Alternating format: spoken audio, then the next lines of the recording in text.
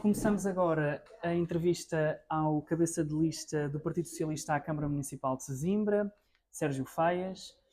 Para começar, quem é o Sérgio? O Sérgio, neste caso eu, porque não gosto muito de falar na terceira pessoa, portanto, eu sou um filho da terra, nasci em Sesimbra há 47 anos. Aqui tenho vivido sempre, apesar de ter estudado e trabalhado até hoje fora do concelho. Sou pai de 3 filhos e profissionalmente a minha origem, sou professor do ensino superior na área da engenharia. Nos últimos anos tenho feito outras coisas, estive na entidade reguladora de serviços energéticos como especialista em Portugal e em Bruxelas, e os últimos 10 anos fui administrador e presidente da DOCA Pesca, que é a entidade que faz a gestão dos portos de pesca em Portugal continental, das áreas de náutica de recreio, das áreas de estaleiros. Portanto, esse tem sido o meu percurso e na prática diria que, resumidamente, nasci em Sesimbra, vivo em Sesimbra e quero que os meus filhos continuem em Sesimbra, e é por isso que me meti nesta aventura. O que é que o trouxe para a política? Sabemos, por exemplo, porque os rendimentos de um gestor público são públicos por natureza e, portanto, se for eleito presidente da Câmara Municipal, até vai passar a ganhar menos. O que é que o trouxe para aqui? Sim, eu diria que o que me motiva é precisamente poder contribuir para aquilo que é a minha terra.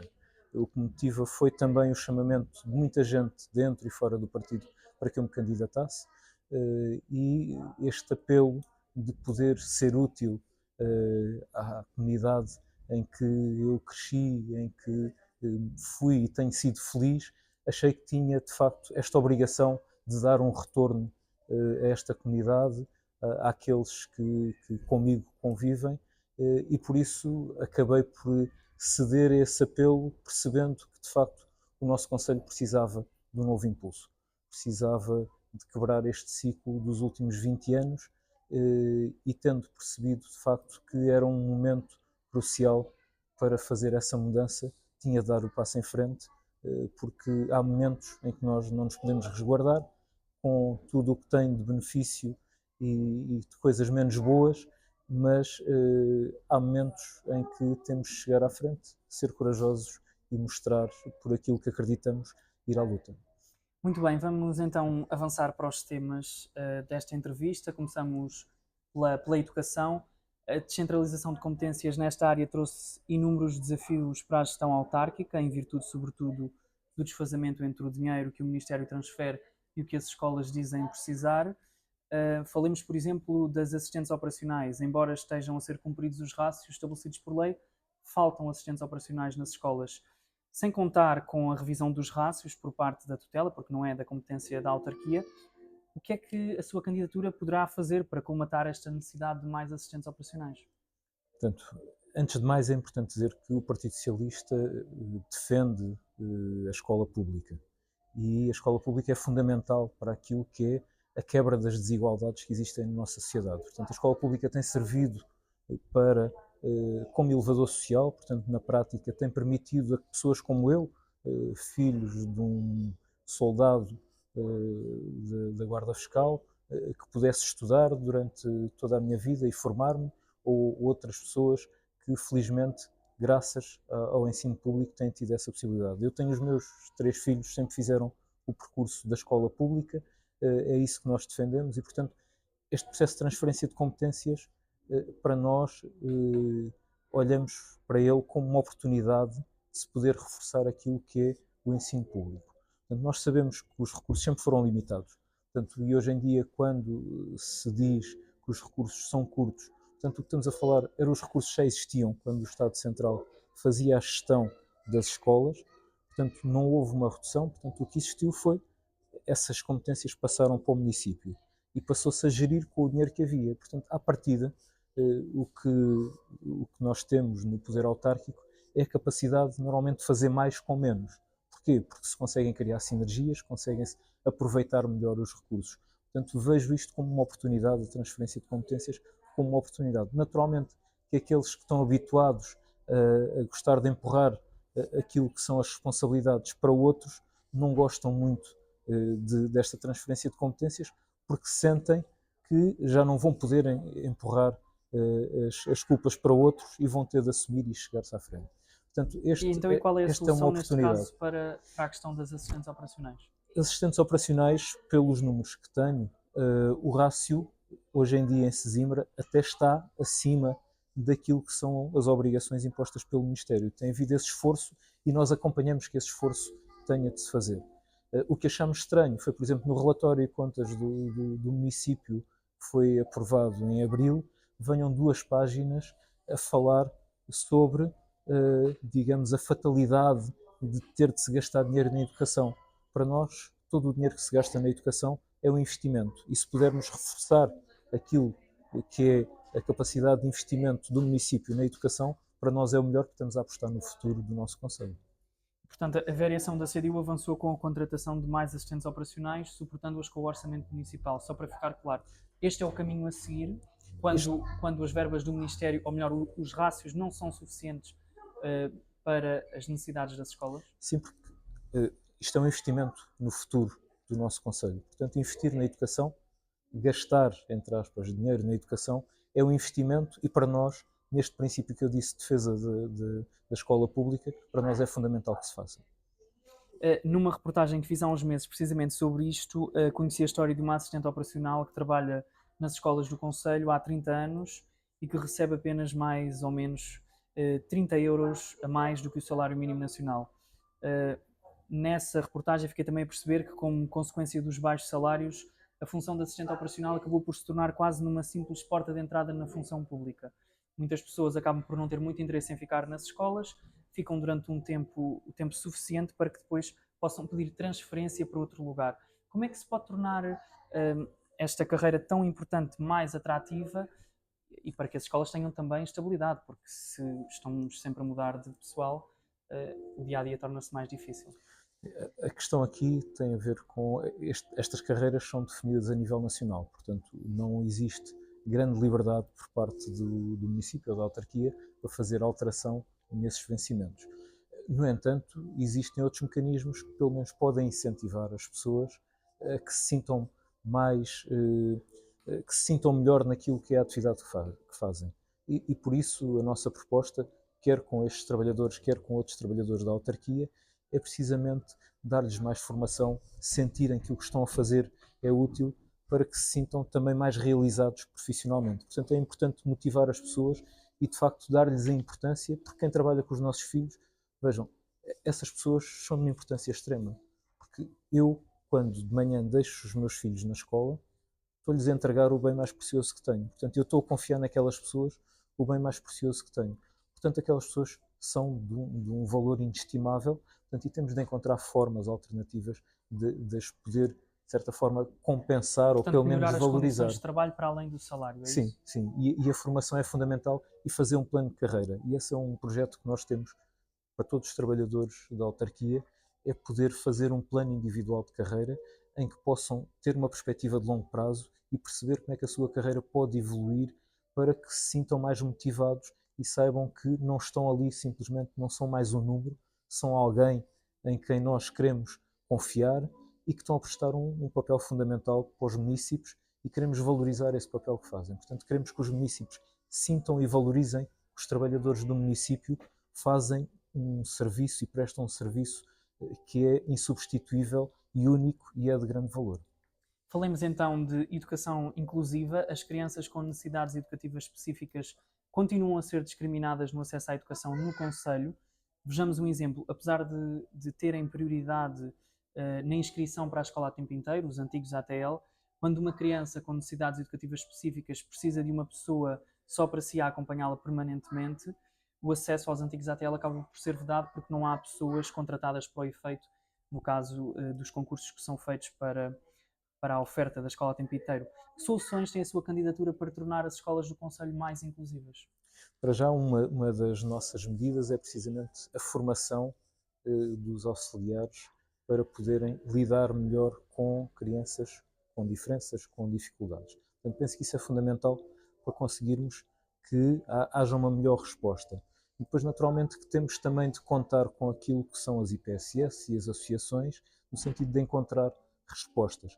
Devo lembrar que a SER Sesimbra faz um trabalho muito meritório naquilo que é o acompanhamento de crianças com necessidades especiais, tem profissionais nas escolas que estão a fazer também esse acompanhamento. Agora precisamos também de apoiar mais a SER Sesimbra. Eu lembro que o centro da Quinta do Conde está por fazer, está por realizar. Temos pessoas na Quinta do Conde, um conjunto de utentes que aguardam há anos que aquele centro se faça. O nosso distrito é no país o distrito que tem pior resposta para pessoas com deficiência e não tem sido possível precisamente reforçar essa necessidade. Portanto, temos, para além Propostas daquilo, concretas para para, esse reforço. para além das nossas necessidades, para já nós queremos apoiar e acelerar aquilo que é a concretização do centro da Quinta do Conde. Portanto, ele podia ter sido feito com o apoio da autarquia mais cedo, porque estamos a falar no período da crise em que o IVA deixou de ser contabilizado para poder contar para os fundos comunitários que estavam a apoiar,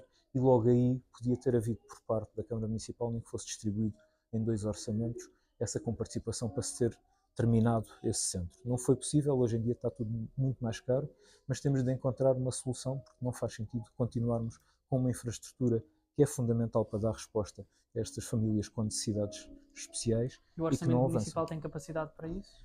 O orçamento municipal cabe muita coisa lá dentro, mas por vezes alguns investimentos, quando são muito pesados, nós podemos distribuí-los através do orçamento plurianual de investimentos, e se não for num ano, em 2, não podemos deixar e adiar o problema e não o resolver.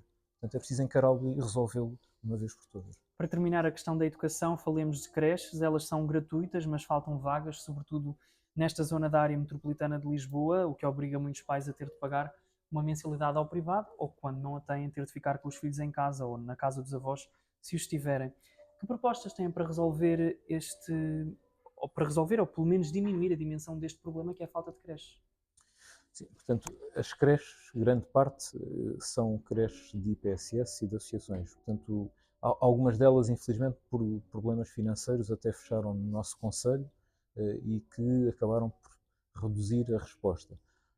Portanto, da parte do município, o que podem contar é com o apoio de quem quiser criar creches e infantários aqui no nosso concelho, o nosso apoio para agilizar, para que as coisas possam avançar o mais depressa possível. E também a pressão junto, neste caso, da Segurança Social, para que possam apoiar e também corrigir alguns dos critérios que temos hoje de admissão, que estão a levar a que algumas IPSS e associações, o conjunto de reuniões e de visitas que temos feito, que hoje em dia começam a pensar até se continuam com essa resposta ou não.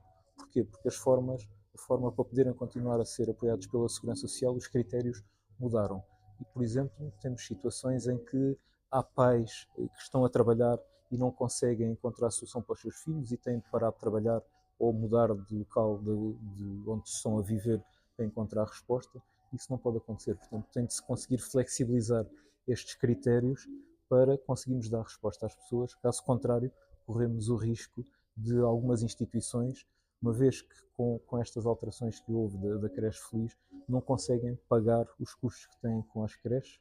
Isso vai levar ao fecho de algumas das respostas. Portanto, temos de estar atentos, temos de pressionar a Segurança Social precisamente para rever esses critérios, sob pena de perdermos as respostas que hoje em dia já não são suficientes e de estar a travar que outras possam surgir. Há concelhos da área metropolitana em que candidatos à Câmara Municipal prometem a construção de creches. Se isso não é possível em Sesimbra? Neste momento, nós podemos prometer tudo, mas nós gostamos de ser realistas e responsáveis e principalmente de fazer parcerias. E neste caso, considero que as IPSS do Conselho e as associações do Conselho têm já respostas. Se pudermos apoiar a que aumentem a resposta e o número de vagas, consideramos que esse é o melhor caminho, porque já existe um know-how instalado e depois não queremos estar a competir, quer, por exemplo, há hoje em dia um problema com os recursos humanos também. E o que é que está a acontecer nas IPSS e nas associações do Conselho? Temos as educadoras a saírem constantemente destas IPSS porque vão abrindo vagas na resposta pública e elas preferem ter uma resposta, terem, neste caso, um emprego nas funções públicas e estão a sair dessas creches. E nós não queremos fazer isso, não queremos estar a fragilizar a resposta e a capacidade que têm essas IPSS do Conselho.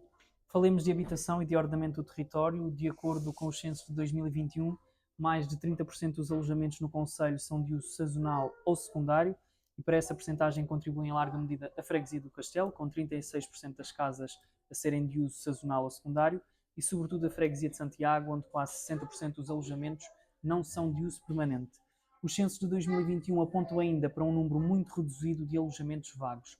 Tendo em conta esta realidade, que provavelmente ter-se-á agravado, como é que a interpreta? Faltam casas em Sesimbra ou as habitações já existem, estando a ser utilizadas para outros fins que não a residência permanente? E que propostas concretas têm para responder à crise da habitação? Antes de mais, devo dizer que nós no Partido Socialista não diabolizamos a segunda habitação. Portanto, a segunda habitação tem sido essencial no nosso Conselho para desenvolver o Conselho. Temos gente que tem feito daqui e que tornou, principalmente depois do Covid, que tinham aqui segunda habitação e a transformaram em primeira habitação, porque consideraram que tinham aqui condições para viver em vez de estarem nas cidades onde estavam, com o teletrabalho. E isso permitiu que houvesse gente que adotasse, de facto, aqui como primeira residência. Portanto, não diabolizamos a segunda habitação, ela é muito importante, mas, de facto, há um problema de falta de resposta de habitação. Temos algumas casas e alguns prédios que não foram acabados de construir em determinado momento e que, se fossem acabados de construir, ajudariam a dar resposta, mas mesmo assim não é suficiente para aquilo que foi o aquecimento do mercado que vimos nos últimos anos. Nós, nos anos 90, tínhamos um conjunto de construtores civis aqui no concelho de Sesimbra que foram construindo habitação, e essa oferta que existia permitiu que muitas famílias encontrassem resposta. Nos últimos anos, essa construção tem sido muito pouca, tem havido alguma reabilitação urbana, mas construção de novo tem sido pouca, principalmente para as classes médias. E por isso a nossa proposta é precisamente acelerar a construção de habitação pública. Desde logo, e se formos para a freguesia, neste caso para a freguesia do Castelo, temos outro problema que tem a ver com o processo de licenciamento urbanístico. O que as pessoas se queixam é que os processos de licenciamento para individuais, para pessoas muitas vezes que já têm casa e que têm um terreno e fazem um destaque para os filhos poderem construir a sua casa, que todos estes processos na Câmara Municipal demoram muito tempo.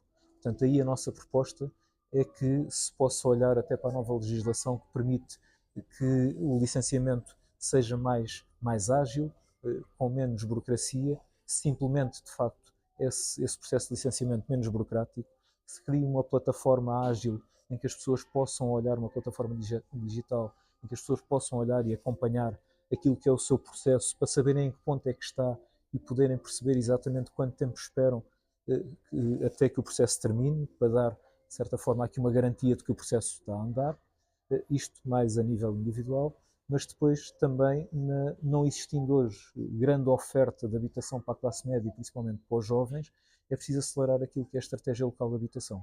A Estratégia Local de Habitação, e a última edição, a última revisão, foi aprovada em julho deste ano, está muito focada naquilo que são as famílias com carências, com dificuldades. Mas para além dessas famílias, que é preciso dar resposta, e aquelas emergências de famílias que não têm condições para viverem com dignidade, temos também o conjunto de outras famílias de classe média e jovens que hoje em dia não encontram no mercado resposta para aquilo que são as suas necessidades. E aí a autarquia, face ao problema que temos, está bem que o problema é nacional, mas nós temos de olhar aqui localmente e temos de ver. A Câmara hoje em dia a Câmara Municipal tem terrenos próprios, seja aqui em Santiago, seja na Quinta do Conde. No Castelo já avançou e vão ser acabados cerca de 80 fogos na Cotovia, que vai ajudar a resolver uma parte do problema, mas precisamos de mais resposta. Qual é a meta de habitação pública que propõem?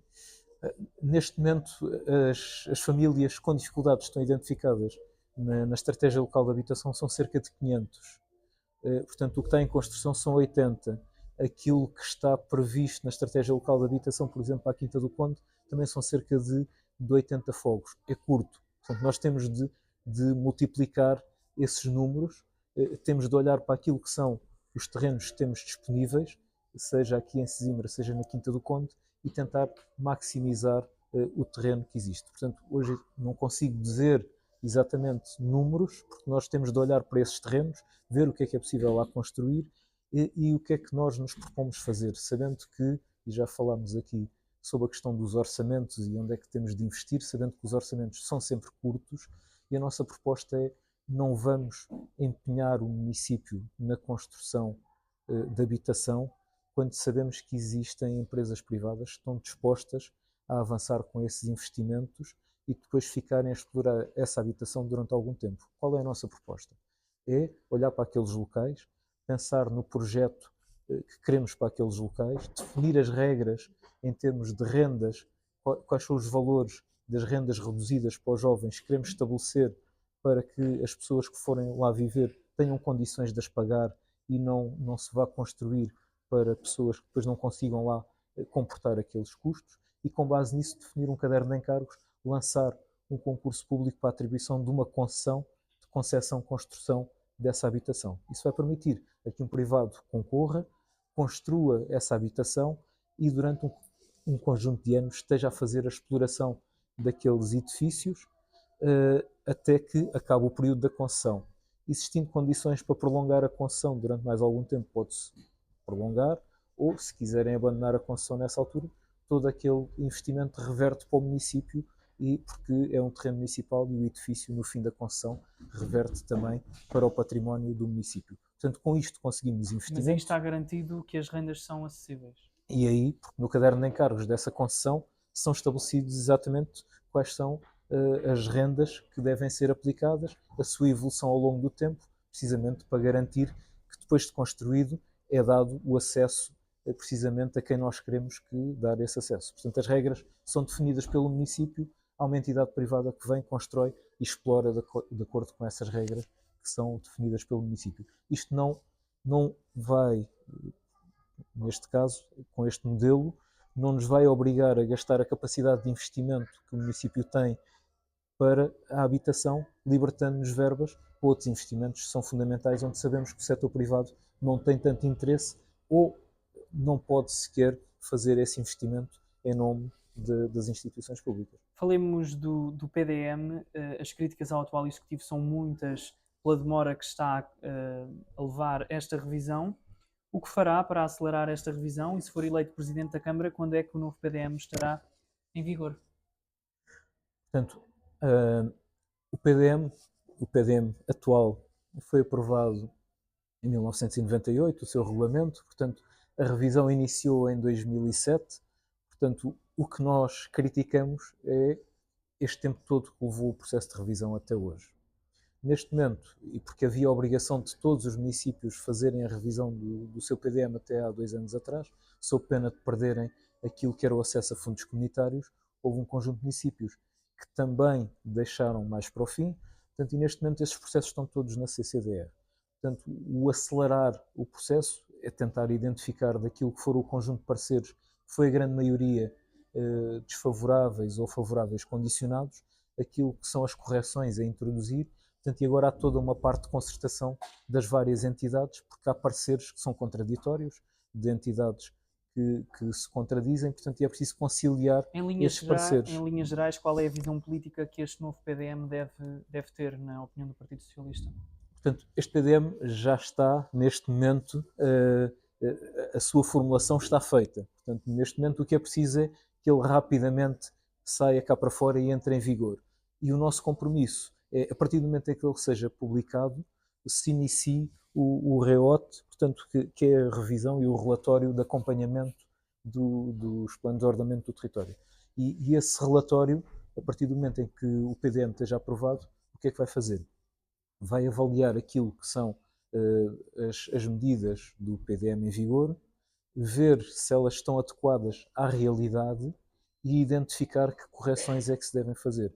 Isso permite, hoje em dia, através do REOT, é possível identificar logo as medidas que são precisas rever e pode-se avançar para uma revisão ao fim de 2, 3 anos. Não é preciso estar a esperar 10 anos como nos modelos anteriores e na geração anterior. Portanto, o nosso compromisso é, assim que ele esteja, assim que entre em vigor, nós vamos começar a olhar para ele e a avaliá-lo de forma a poder introduzir as correções que sejam necessárias introduzir, sempre na nossa perspectiva daquilo que é garantir a sustentabilidade do nosso território e a coesão do território. Portanto, e isto liga com aquilo que são os nossos 3 eixos da nossa candidatura, que são melhoria da qualidade dos serviços públicos, sustentabilidade e coesão do território, portanto, e esse há de ser a nossa baliza para precisamente aquilo que é o nosso pensamento sobre a gestão e estes planos de ordenamento do território. Temos de acelerar um pouco, mas ainda para terminar o ordenamento do território, esta pergunta não poderia deixar de ser feita. Que posicionamento assumem relativamente aos empreendimentos turísticos já licenciados para a zona entre o Meco e o Cabo Espichel e para a Mata de Sesimbra? O que fará em concreto, caso seja eleito? Portanto, a nossa posição é pública neste momento. Portanto, nós já o dissemos várias vezes sobre o conjunto destes empreendimentos. A nossa preocupação é precisamente o impacto do conjunto destes empreendimentos, o impacto que ele pode ter naquilo que é o nosso território. Portanto, a nossa perspectiva é que, para já, nós sabemos um conjunto de empreendimentos que já estão em processo de licenciamento, não temos a certeza se existem outros, portanto, há aqui alguma falta de transparência naquilo que são os processos que estão a ocorrer, portanto, gostávamos que todo este processo fosse mais claro, mais transparente, e a nossa posição é, assim que assumirmos funções, depois de ganharmos as eleições, vamos suspender estes processos para olhar, avaliar o que é que está em jogo, fazer uma avaliação conjunta de todo este conjunto de processos e depois ver aqueles que seja possível revertê-los, naqueles que seja possível negociar com os promotores, reduzir em baixa e tentar também majorar ao máximo aquilo que são as contrapartidas públicas destes projetos. Portanto, o que faz sentido é precisamente que estes projetos, se puderem e se estiverem numa fase em que se possam travar sem um ónus excessivo para o município, porque aí nós temos que ter esse cuidado. Há compromissos que estão feitos, portanto, e o não cumprir os compromissos pela parte do município pode levar a pedidos de indenização, pode levar a um ónus muito grande para o município. E nós não queremos pôr em causa, naturalmente, a sustentabilidade do município, nem queremos trazer esse ónus para todos os outros municípios, porque pode vir daí um ónus financeiro que depois não nos deixa gerir o município como deve ser. Portanto, é preciso olhar com cuidado antes de tomar decisão, por isso a nossa proposta é suspender, analisar, estudar, falar com os promotores e depois tomar decisões. Grande parte das decisões tomadas pela Câmara Municipal sobre estes projetos turísticos foram aprovadas por unanimidade em reunião de Câmara, sem votos contra dos vereadores socialistas. O que é que explica esta mudança de posição do PS? Portanto, o Partido Socialista, esta direção do Partido Socialista tem uma visão que devemos ser cautelosos em relação àquilo que é a gestão do território e não devemos pôr em causa aquilo que é o futuro do nosso território.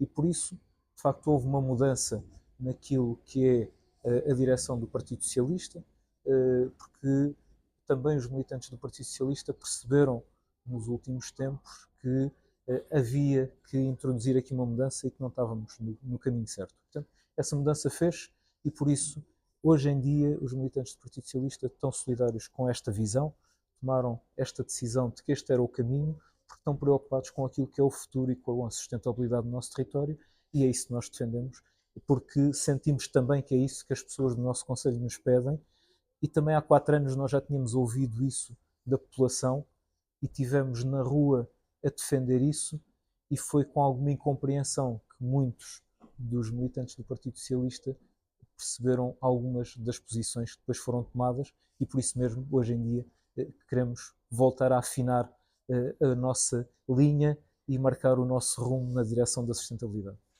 E vamos daí diretamente para a mobilidade. As infraestruturas junto aos empreendimentos do MEC estão asseguradas pelos promotores, mas nos grandes acessos ao Conselho, os municípios já sofrem com muito trânsito na maior parte do ano. Que impacto terá não só a construção destes empreendimentos, mas que soluções trazem para diminuir o trânsito nas vias que nos ligam aos concelhos vizinhos e a Lisboa, onde tantos trabalham e estudam?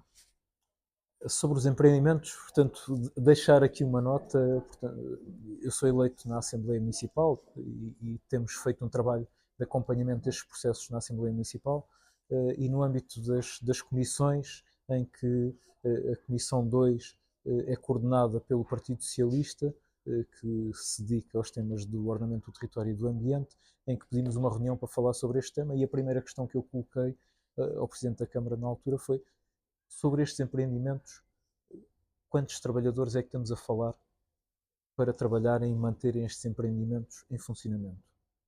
Como é que essas pessoas se vão deslocar para o concelho e onde é que essas pessoas vão viver? E a resposta foi: esse é um problema que tem de ser resolvido pelos promotores. Portanto, essa não nos parece que seja a abordagem adequada, porque se não sabemos quantos trabalhadores é que vão ser necessários para manter aqueles empreendimentos, como é que eles se vão deslocar, onde é que eles vão viver, estamos aqui a jogar um jogo perigoso de trazer para aqui uma sobrecarga sobre aquilo que são as infraestruturas do concelho, em que nem sequer temos dimensão de qual vai ser essa sobrecarga. Portanto, por isso é que nós defendemos, mais uma vez, que deve ser repensado e analisado e estudado aquele que é o impacto sobre a mobilidade. Portanto, o que nós temos hoje em dia, e eu devo dizer que há 25 anos que trabalho em Lisboa e faço a deslocação diária entre Sesimbra e Lisboa, e temos tido um agravamento nos últimos anos muito grande daquilo que são os condicionalismos em termos de trânsito. Mas também, e hoje em dia, felizmente, com aquilo que é o passo único da área metropolitana, houve, felizmente, uma grande transferência de pessoas que passaram a encontrar no transporte público, pelo menos a nível financeiro, uma resposta muito mais compensatória.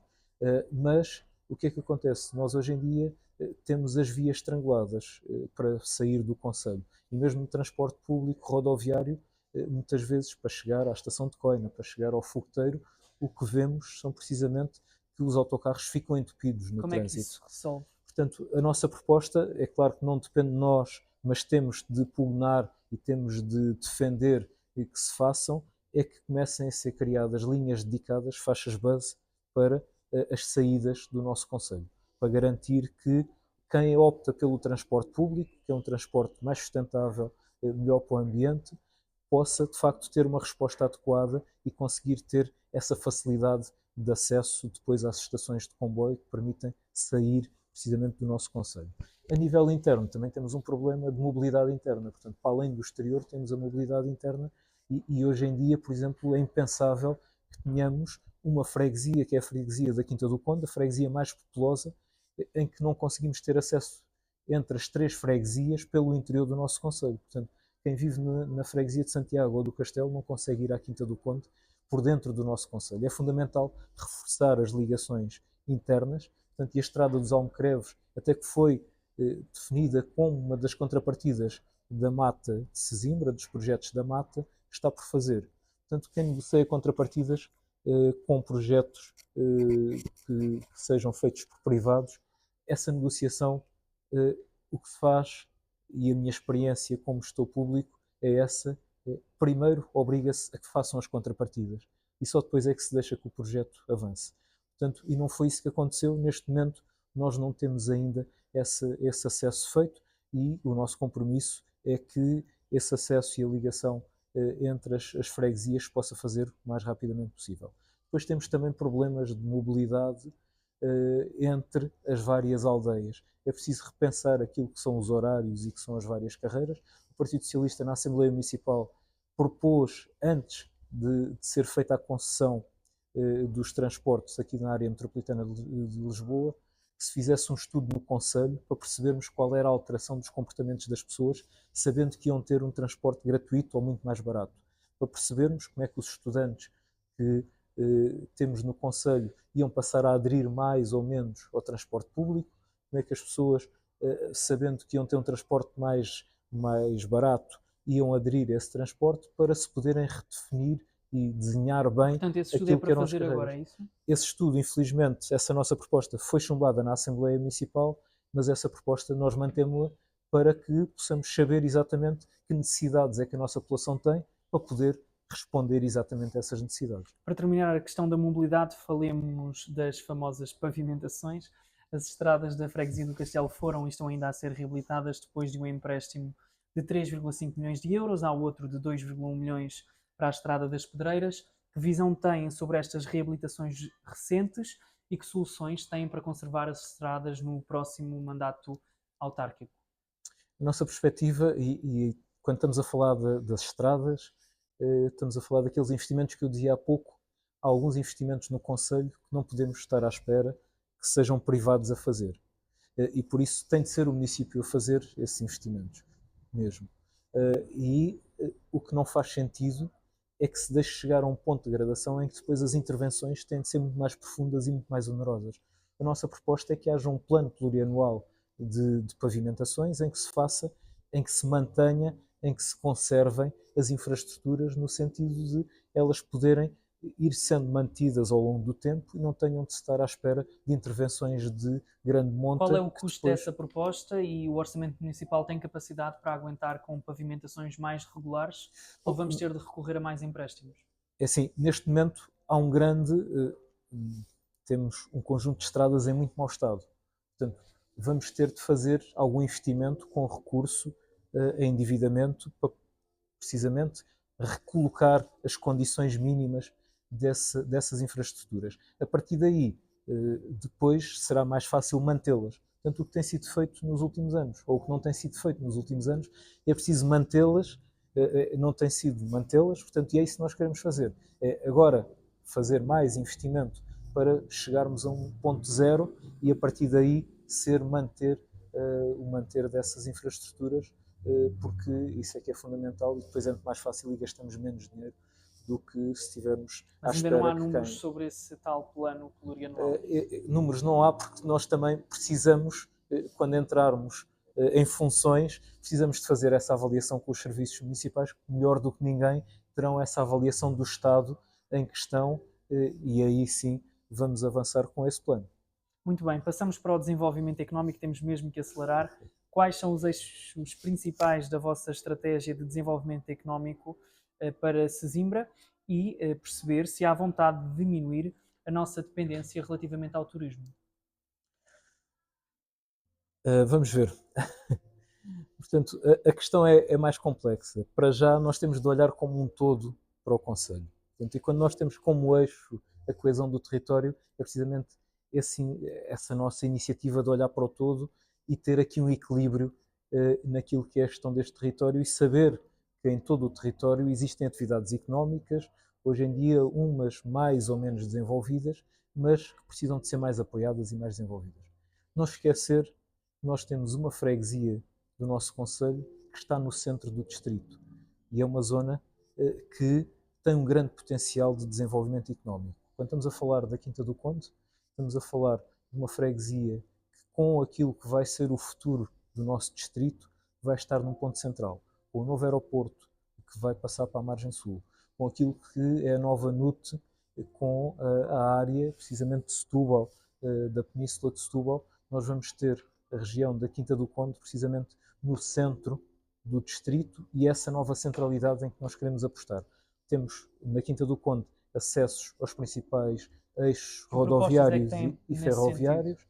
Portanto, qual é a nossa proposta? É precisamente conseguir criar um polo tecnológico na Quinta do Conde que atraia empresas. Atenção que com a alteração daquilo que é precisamente a nova NUT, nós vamos ter acesso nesta região da Península de Setúbal a fundos comunitários. Portanto, e hoje em dia já começa a haver procura de algumas empresas e algumas entidades para poderem deslocalizar as suas sedes para o nosso concelho. Portanto, temos de ser capazes de os Que tipo de atrair, de empresas os é que fixar. queremos em Sesimbra? Nós queremos empresas, todo o tipo de empresas, desde que cumpram com aquilo que são os eixos do desenvolvimento sustentável. Portanto, não queremos empresas poluidoras, porque um dos nossos eixos é precisamente a sustentabilidade. Portanto, e queremos empresas que tenham um grande compromisso com a sustentabilidade. E há empresas de caráter mais tecnológico que se podem e queremos instalar no nosso concelho. Nós temos de ter capacidade de atrair também centros de investigação e centros de ensino superior. Portanto, que não existem hoje no concelho. Por exemplo, um dos nossos projetos é, por exemplo, fazer com que a Quinta do Conde possa ser elevada à cidade. Mas há um conjunto de critérios que têm de ser cumpridos. Um deles é precisamente que haja ensino superior nessa região. Portanto, nós precisamos de trazer polos para a Quinta do Conde, centros de investigação ou polos universitários, que vão ajudar a catapultar aquilo que é a economia. Não há inovação sem haver pensamento crítico. E o pensamento crítico faz-se nas universidades, nos institutos politécnicos, porque é daí que vêm as ideias, que depois criam as empresas e que depois podem alimentar incubadoras de empresas também para criarmos aqui um espírito Em de termos empreendedorismo. orçamentais, isso envolve muito investimento por parte da Câmara Municipal. O nosso objetivo também, e eu foquei-me aqui um pouco na Quinta do Conde, porque de facto para o futuro a Quinta do Conde é fundamental para garantir este desenvolvimento económico, mas não podemos esquecer as outras áreas. O turismo continua a ser um fator muito importante de desenvolvimento para o nosso concelho. Nós queremos um turismo não de massas, mas um turismo de qualidade. E queremos apostar em cada vez mais aproveitar aquilo que é nosso, aquilo que é a nossa economia local e pô-lo ao serviço do turismo sem descaracterizar aquilo que é a economia local. E aqui a pesca também é fundamental. A pesca é hoje em dia um dos principais setores de atividade do nosso concelho e sem a pesca também dificilmente teremos turismo. E sem ruralidade dificilmente teremos turismo. E sem aquilo que é a nossa cultura do nosso concelho dificilmente teremos turismo. E E nós queremos... precisamente sobre Sim. isso, com um concelho que vive sobretudo de comércio local, de pequenos produtores, micro e pequenos empresários, que propostas existem para ajudar estes empreendedores a enfrentarem as dificuldades que têm? E, portanto, o nosso objetivo é, antes de mais, garantir que os pequenos produtores mantêm a sua atividade e não desistem da sua atividade. E por isso queremos cada vez mais apoiar, olhar para aquilo, um trabalho que já foi feito pelo Partido Socialista quando esteve no poder há cerca de 20 anos e que hoje, em alguns aspectos, vamos vendo menos trabalhado e queremos reforçar precisamente essa importância dos setores mais tradicionais, mas como é também que isso se faz ligá-los na prática? na Ideias prática mais também é concretas? ligá-los àquilo que são os centros de conhecimento que teremos de trazer para o território. Portanto, é assim, nós temos de ver como é que hoje em dia uma atividade que é feita, que é uma atividade tradicional, pode ser mais potenciada. A criação de mais circuitos curtos de comercialização, em que se possa demonstrar que os produtos são produzidos aqui, são consumidos aqui e que se os consumirmos eles podem ser até a um preço igual ao preço dos produtos que vêm de fora, mas têm grandes benefícios em termos ambientais, porque eles são produzidos aqui com produtos locais, sem os custos e sem os impactos ambientais do transporte. Portanto, temos de conseguir mostrar que os produtos locais são mais amigos do ambiente e que ajudam a sustentabilidade nos seus três vetores.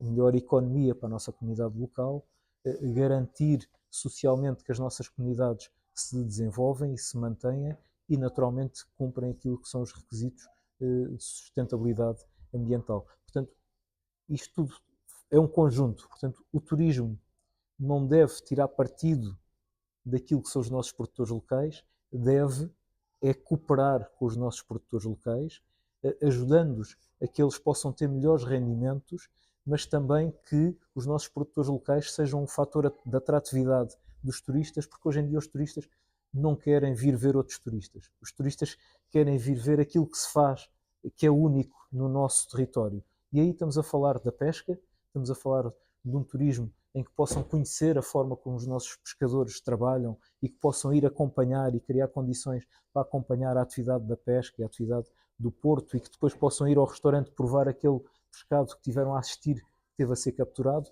possam ir acompanhar e termos uma rota do pão, uma rota do vinho, uma rota do queijo, Temos de avançar. em que vejam como é que esses produtos são produzidos, os possam depois provar e com isto ajudarmos a potenciar os produtos locais. Deixar só uma pequena nota sobre o turismo, que para nós é fundamental, que é a questão do turismo religioso, que ajuda muito no combate à sazonalidade. O nosso concelho tem um conjunto de festas religiosas, de tradições religiosas, algumas que estão um pouco menos ativas e é preciso ativá-las, reativá-las e temos também património que precisa de ser reativado. Nós temos o Cabo Especial, é preciso repensar e criar aqui um debate muito alargado com a população sobre o que é que queremos para aquele espaço, para aquele património e potenciar o que aquele património tem nesta perspectiva de que o turismo religioso pode ser ali muito mais potenciado combate a sazonalidade, traz gente fora do período de grande procura e gente que vem disponível para conhecer o território e para valorizar também aquilo que é o nosso território. Vamos passar para o ambiente e para as alterações climáticas, neste caso. Com o abandono da agricultura, existem cada vez mais zonas do concelho em que a floresta e o mato acabam também por seguir o mesmo caminho. Há relatos de desordenamento e de falta de limpeza. Além disso, como falava, as alterações climáticas vêm também tornar os incêndios mais agressivos e mais frequentes. Que soluções defende para prevenir os incêndios florestais no concelho e proteger assim o nosso património natural? Portanto, é assim, Sesimbra, face à sua posição geográfica, está sujeita a um conjunto de fenómenos que podem ser muito complicados em termos de proteção civil. Portanto, seja de ameaças pelo mar, seja as alterações climáticas vão trazer, de facto, aqui um conjunto de riscos que vão crescer. Felizmente, e devo dizer isto, nós temos tido aqui uma equipa, seja com a proteção civil, seja na articulação com os bombeiros, temos tido uma capacidade de prevenção elevada. Felizmente não temos sido assolados. O ano passado houve uma situação complicada importada de outro concelho, mas temos tido alguma capacidade de prevenção, portanto não podemos dizer que está tudo mal, agora precisamos de Há reforçar. propostas novas nesta área? Nesta área há propostas novas, desde logo nós temos, e aqui em articulação com a nossa Associação dos Bombeiros Voluntários de Sesimbra, a Real Associação dos Bombeiros Voluntários de Sesimbra, que neste momento tem a sua sede e tem o seu quartel no meio da vila de Sesimbra, onde não é o local ideal para darem a resposta às necessidades do concelho. Eles têm a ideia e têm a visão de poder transferir aquilo que é o seu quartel para precisamente a zona do castelo, para poderem estar num sítio onde conseguem dar uma resposta maior, mantendo aqui uma pequena unidade para precisamente resposta a problemas mais urbanos e manter aqui a sua sede. Portanto, e o nosso compromisso é apoiarmos essa solução que está em estudo para que essa possa vir a ser uma realidade. Também o Gabinete de Proteção Civil da Câmara Municipal hoje em dia está numas condições e numas instalações exímias, com poucas condições, e o nosso compromisso também é encontrar uma solução para que possam ter melhor resposta. E depois existem também alguns meios que eles ainda não têm. Nós temos tido aqui também, no âmbito das visitas e das reuniões que temos tido com os serviços, percebemos que há aqui um conjunto de meios eletrónicos mais modernos que poderiam ajudar aquilo que são os mecanismos de prevenção e que continuam à espera que esses meios apareçam, e o nosso compromisso é precisamente poder acelerar a disponibilização desses meios para que a prevenção possa ser feita de forma mais eficaz e garantir que o nosso concelho está seguro e que existe uma resposta eficaz caso surjam alguns destes riscos mais preeminentes. Falemos das pedreiras do concelho e de um caso em particular. As explorações de areia da zona sul da Mata de Sesimbra tinham um período máximo de exploração de 15 anos, contados a partir da entrada em vigor do plano pormenor da zona sul da Mata, onde está precisamente fixado esse prazo de exploração. O plano pormenor entrou em vigor em abril de 2008, o que significa que as explorações de areia só podiam ser exploradas até, e passa a redundância, até abril de 2023. Tivemos acesso a uma carta dirigida ao Presidente da Autarquia, através da qual a gerência da empresa proprietária dos locais de exploração propõe uma alteração ao regulamento do plano de pormenor para estender a limitação temporal das explorações de areia, colocando esse prazo dependente da aprovação do empreendimento turístico previsto para esta zona. Se for eleito Presidente da Câmara, o que fará perante esta situação? Para já deixar uma nota que, de facto, aquilo que tem sido feito nesses areieiros deveria ser exemplo para outros locais que temos no Conselho e até para o país. Nós, no dia que estamos hoje a fazer esta gravação, portanto, daqui a 4 dias, vai haver uma conferência precisamente nesse local, a nível nacional, com a associação que reúne as empresas desse setor, precisamente para falar naquilo que é a recuperação dos espaços, aquilo que é a descarbonização precisamente do setor das pedreiras, e vai ser feita lá porque é olhado para aquilo que tem sido feito na gestão desses areieiros como um caso de estudo.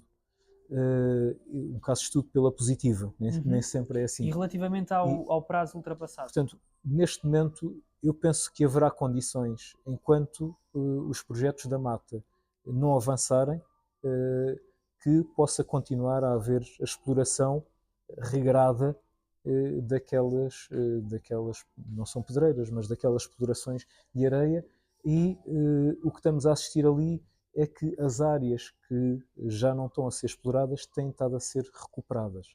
Portanto, e é isso que nós queremos e é isso que nós gostávamos que fosse feito no resto do Conselho. Por isso, uma das medidas que nós temos no nosso programa eleitoral é precisamente criar uma comissão no Conselho que faça o acompanhamento dos planos de gestão das diferentes pedreiras, precisamente para acompanharmos como é que está a ser feita essa gestão, porque os planos de gestão existem, mas é preciso fazer o acompanhamento e garantir que essa recuperação vai sendo feita ao longo do tempo para não cairmos depois no final da exploração dessas áreas e não termos condições, ou o promotor já não ter condições para fazer essa recuperação e garantir precisamente que se cumpriu esse plano. Portanto, essa é uma das medidas que nós queremos. Desde 2008 que a mensagem transmitida às empresas do setor era de que os areeiros fechariam em 15 anos. Mudar essa regra não muda, não é um pouco mudar as regras a meio do jogo?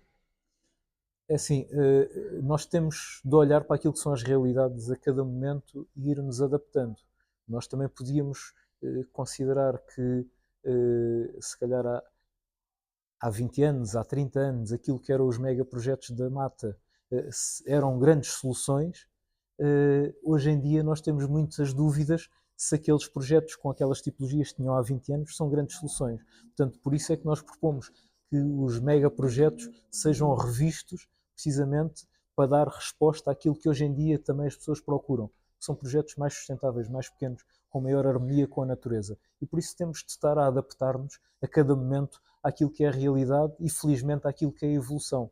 Evoluir não é negativo, é positivo quando estamos a olhar para aquilo que é o contexto em que estamos e quando estamos a melhorar precisamente a sustentabilidade do nosso pensamento e das nossas atitudes. Neste verão, a Praia do Ouro esteve interdita para banhos devido à presença de valores superiores aos limites legalmente estabelecidos da bactéria E. coli. O atual Presidente da Câmara acusou de ter prejudicado não só as infraestruturas, como a economia do Conselho por irresponsabilidade, enquanto Presidente do Conselho de Administração da DOCA Pesca, cargo que exercia ainda nesse momento, e acusou também o Partido Socialista de populismo na sequência de um comunicado sobre esta situação. Como é que reage a estas acusações e como é que se pode evitar que a praia volte a fechar? Então, este aspecto para mim, e que nos últimos tempos diria que me incomodou pessoalmente, mas também a nível do partido sentimos que houve aqui alguma falta de bom senso. Em primeiro lugar, deixar aqui claro que o que aconteceu e aquilo que foi a posição do Partido Socialista, portanto, nós tivemos conhecimento que a praia tinha sido interdita devido a um problema com uma bactéria e foram precisamente as declarações públicas que a Câmara Municipal fez apontando para problemas na ETAR que nos fez apresentar uma posição pública em que nós, a única coisa que dissemos foi que neste momento estavam a haver problemas com as infraestruturas, devíamos pensar, se hoje em dia já estamos a ter problemas com as infraestruturas de saneamento, devíamos ter algum cuidado naquilo que é o conjunto de megaprojetos que se estão a licenciar para o futuro, para que este problema não se venha a agravar para o futuro. Esta foi a nossa posição. Só relativamente a esse ponto, nós contactámos a Cimarsul sobre esta questão, sobre o impacto da pressão turística, e a resposta oficial que nos deram foi que a ETAR de Sesimbra está apta para tratar a totalidade das águas residuais urbanas geradas na sua zona de abrangência, atuais e futuras, visto ter sido dimensionada para um horizonte de projeto compatível com os planos de ordenamento da região. Como é que isso... Isto colide com a realidade. Portanto, existe um problema. Foi tentado, e aqui é que a minha estranheza e tristeza até, pelo facto de terem tentado, por um lado, fazer um ataque pessoal com base neste tema, e depois a irresponsabilidade de terem trazido para este debate um setor que é um dos principais setores de desenvolvimento do nosso concelho, que é o setor da pesca, que contribui com muitos empregos e contribui muito para a economia local. E quando não há, hoje ainda, quaisquer comprovativos, não existem evidências sobre a relação causa e efeito, sobre aquilo que foram os problemas na ETAR com aquilo que foi apontado, porque o que apontaram foi que existia peixe na zona dos crivos da ETAR. Portanto, e também não, o peixe não tem uma etiqueta a dizer de onde é que ele veio, ele pode ter vindo em qualquer momento, de qualquer sítio. E depois deixar aqui esta nota, que é a primeira vez em muitos anos que se ouve falar sobre qualquer impacto do porto de pesca na ETAR, num ano em que as quantidades capturadas e que estão a ser transformadas no porto de pesca até não são tantas como noutros anos. Porque é que se durante estes anos todos nunca ninguém falou de qualquer impacto negativo da atividade do porto de pesca na ETAR? Porque é que este ano, depois de haver um problema, depois do Partido Socialista alertar para o problema e apontar para dificuldades para o futuro, deixa-nos pensar porque é que de um momento para o outro foi a pesca e que apontaram o dedo a uma empresa que eu tive a gerir durante 10 anos, quando não é a DOCA Pesca que faz a gestão das infraestruturas do Porto. Portanto, há uma autoridade de uma administração portuária, que é a PSS, que é responsável pelas infraestruturas do Porto, mas não estou aqui a apontar quaisquer culpas para a PSS, fora disso. O que é estranho é porque é que conseguiram saltar por cima da APSS para apontar diretamente à DOCA Pesca. Portanto, eu penso que isto foi um mero ataque pessoal. Felizmente, eu penso que depois perceberam que, de facto, cometeram um erro, têm tentado minimizar o erro, já tentaram não apontar tanto o dedo, mas o estrago está feito. E eu devo dizer que foi uma irresponsabilidade muito grande, até para deixar aqui esta nota. O setor da pesca é um setor que cada vez mais tem um compromisso com a sustentabilidade ambiental. E estamos a falar de um setor que este ano recebeu a certificação internacional, no caso da espécie sardinha, recebeu a certificação do MSC, que significa que a pescaria e toda a cadeia de valor tem grandes preocupações com a sustentabilidade, e este tipo de notícias pode pôr em causa a própria certificação do MSC, que tem sido um contributo este ano para valorizar aquilo que é o preço médio da sardinha na primeira venda. Portanto, eu diria que foi irresponsável, irrefletido e que só tem a lamentar todo este processo, e continuam a não existir quaisquer evidências que façam a relação causa e efeito entre aquilo que foram as descargas e aquilo que é a atividade do Porto. Vamos ter de provavelmente saltar alguns temas, mas a saúde é imprescindível. Faltam médicos nas unidades de saúde familiar do concelho.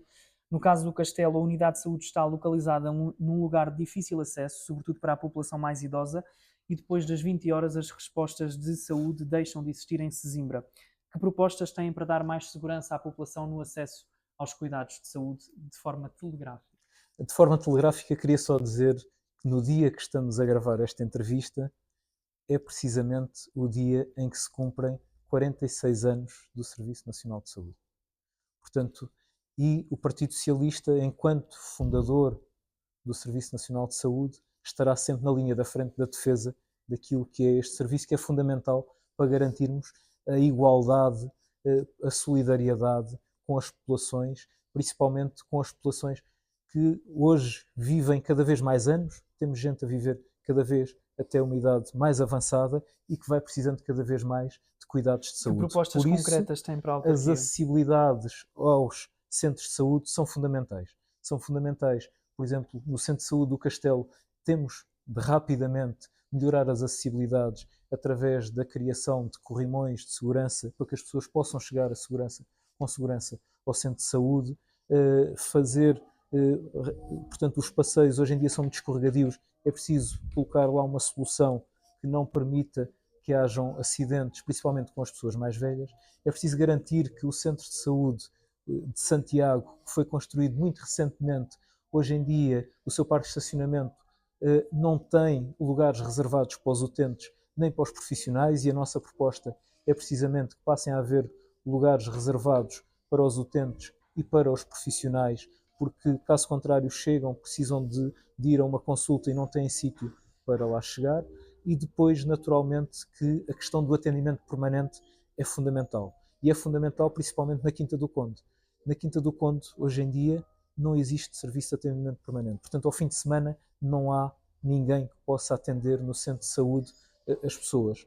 Portanto, existe portanto, em Santiago durante o fim de semana, mas não existe na Quinta do Conde. Há Portanto, possibilidade de alargar horários? também era muito importante que se alargasse os horários, como antigamente existia aqui durante a noite, mas também no fim de semana é muito importante. Portanto, para já era muito importante que se conseguisse alargar ao fim de semana na Quinta do Conde. Como é que isso se faz, sem ser simplesmente pressionar o Ministério da Saúde? Portanto, neste caso é mesmo pressionar o Ministério da Saúde, porque nós não é uma competência, a contratação de médicos não é uma competência do município, nós podemos é criar condições para atrair mais médicos e combater a falta de médicos de família, aí de facto. E há propostas nesse sentido? Portanto, as nossas propostas nesse sentido são que daquilo que é a habitação pública que queremos criar, exista também um conjunto de habitações que estejam reservadas para profissionais de saúde ou que tenham um acesso facilitado a essas habitações, no sentido de tornar mais atrativo que os médicos se queiram fixar aqui no nosso concelho. E também porque sabemos que a questão do acesso às escolas e aos infantários também possa haver aqui alguma forma de priorizar aquilo que são as necessidades destes profissionais de saúde, precisamente para que eles sintam que têm aqui resposta à necessidade própria e das suas famílias e queiram vir para o nosso concelho viver e aqui termos mais resposta, de facto, de médicos de saúde que nós muito precisamos no nosso concelho. Segundo o portal do associativismo, há mais de 100 associações no concelho de Sesimbra. Que papel deve ter a Câmara Municipal nas atividades destas associações culturais, desportivas, de lazer? Portanto, o papel da Câmara Municipal, desde logo, é o de apoiar essas associações, porque parte delas cumprem um serviço público, apesar de serem associações que se regem pelo direito privado, mas prestam um serviço público. Portanto, cabe ao município, à autarquia... É preciso fazer alguma mudança neste sentido? Portanto, neste momento está em revisão o próprio regulamento de apoio ao movimento associativo. Portanto, o que nos parece que é importante ter é um quadro de alguma estabilidade. As associações devem saber com o que contam, porque isso é o que as ajuda precisamente a depois poderem investir e pensar em novas atividades e novas respostas. Não podemos estar todos os anos a mudar regulamentos, estar a alterar aquilo que são os apoios. Portanto, é preciso haver aqui, de certa forma, um quadro mais de médio prazo para que estas associações saibam com aquilo que são os apoios que contam por parte da autarquia. Falamos, por último, em termos de temas da segurança. O crime de violência doméstica é o mais participado em Portugal e Sesimbra não está imune a este flagelo social. O ódio contra as mulheres é cada vez mais normalizado online entre os jovens, com muitos deles a apreciarem figuras da chamada manosfera que adotam um discurso que defende a subalternização das mulheres. Como é que uma autarquia pode ajudar a combater a normalização destes discursos que colocam em causa, sobretudo, a segurança das mulheres? Esta questão tem de começar precisamente na quebra do ciclo de violência. E a quebra do ciclo de violência, porque muitas vezes essas ações perpetuam-se de pais para filhos. E por isso a educação é fundamental.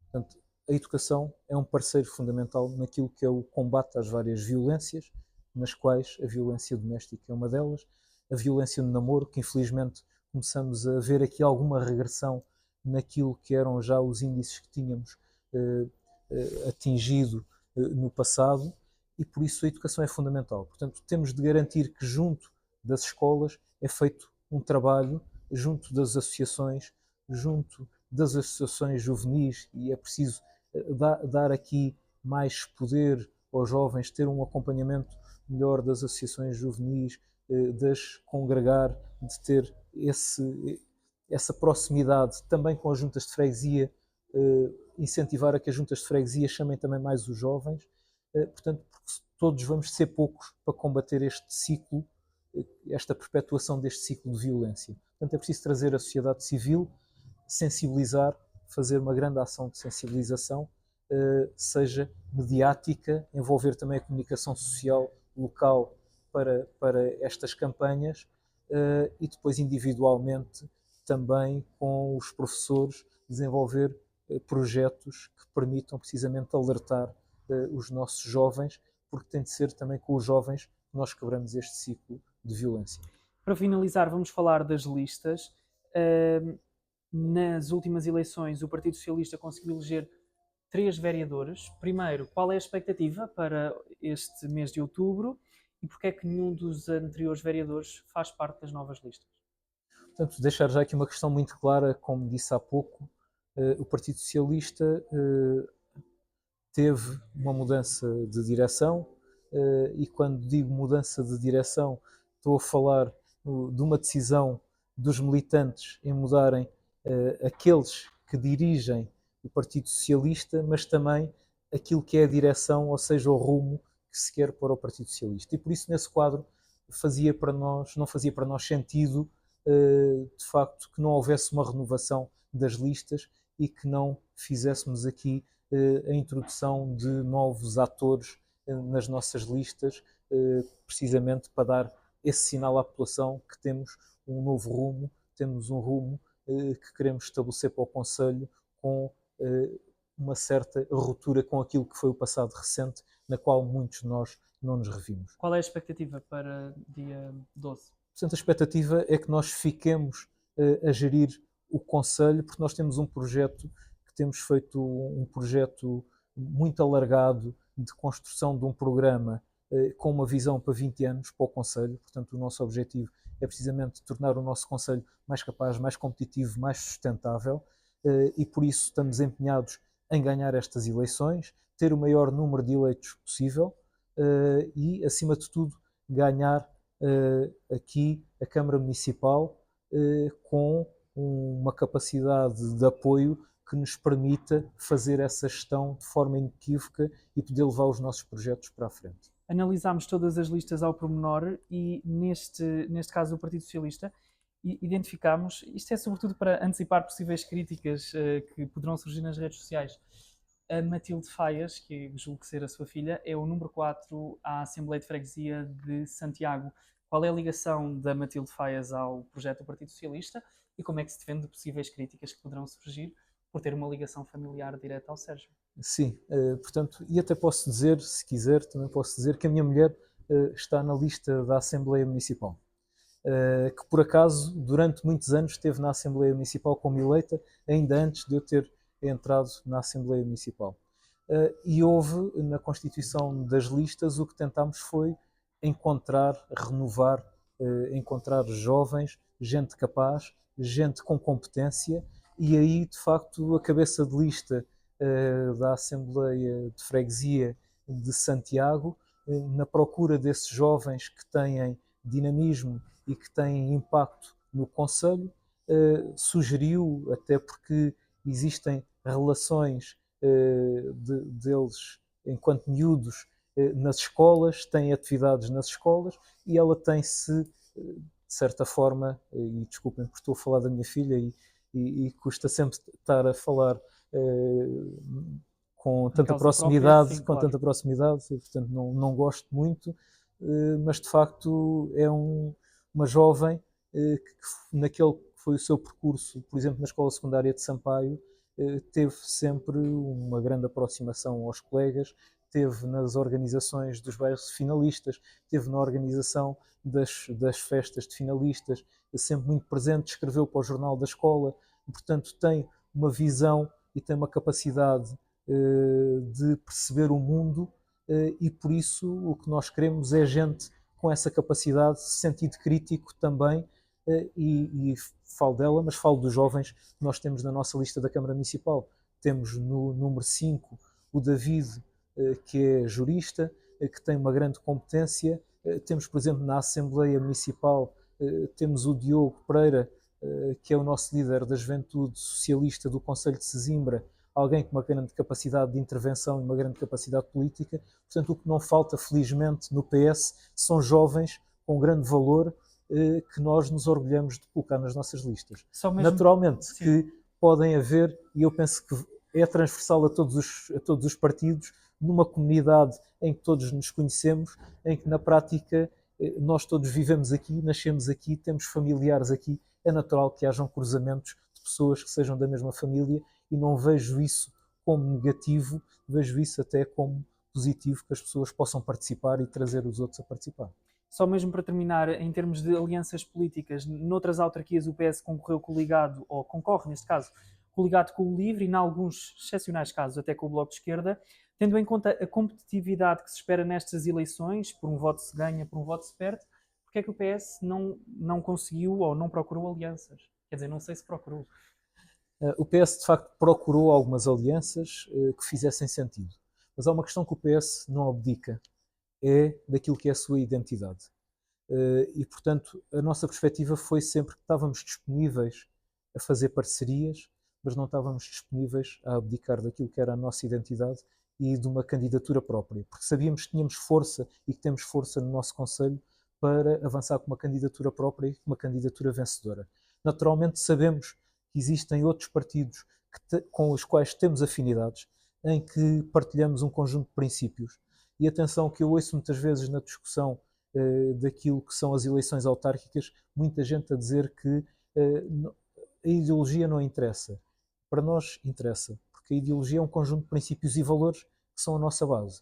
Portanto, e nós não abdicamos daquilo que são os princípios da liberdade, daquilo que são os princípios da democracia e da igualdade. A igualdade das acessibilidades, a igualdade no tratamento, a integração, a garantia de que integramos bem toda a gente que procura o nosso território e, portanto, olhando para esse espectro político dos outros partidos que podiam e que têm aqui, de certa forma, zonas em comum connosco, nós fizemos algumas tentativas, não chegámos a bom porto por um conjunto de circunstâncias, mas isso não invalida que nós não contemos com esses partidos para continuar a colaborar com esses, com outros, desde que defendam os princípios democráticos, os princípios da liberdade e da democracia, mas sentimos que tínhamos força e temos força para avançar com uma candidatura própria e não nos queríamos diluir numa coligação, porque o Partido Socialista tem mérito, tem reconhecimento da população para ter uma candidatura própria vencedora e por isso decidimos avançar neste sentido com a nossa candidatura. Muito bem, só mesmo para terminar, a pergunta de resposta rápida. Está preparado para ter de negociar com a CDU? Nós estamos preparados, acima de tudo, para ganhar estas eleições. E depois, em função do resultado dessas eleições, naturalmente que vamos ter de olhar se vai ser necessário fazer algumas negociações ou não, mais uma vez, no sentido de olhar para aquilo que sejam os resultados e que sejam partidos que tenham o mínimo denominador comum nesta base de que sejam partidos que estejam comprometidos com a democracia, com a liberdade e com a igualdade. Mas, acima de tudo, o nosso grande objetivo é vencer as eleições e ter capacidade e condições para poder governar o nosso Conselho durante 12 anos e podermos pôr esta nossa visão que nós temos para 20 anos para o Conselho, pô-la em prática e tornar o nosso Conselho cada vez melhor. Obrigado, Sérgio.